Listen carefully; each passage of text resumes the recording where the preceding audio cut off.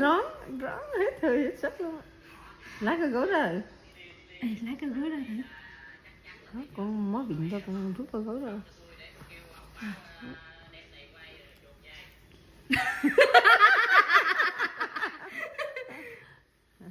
Để nó.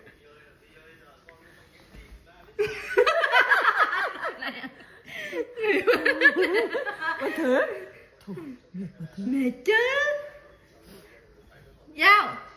Giao ơi. Tiếp đây con. Tiếp tục nữa. Cố lên. Để nó. Phải bỏ cái chân ra nó mới làm được.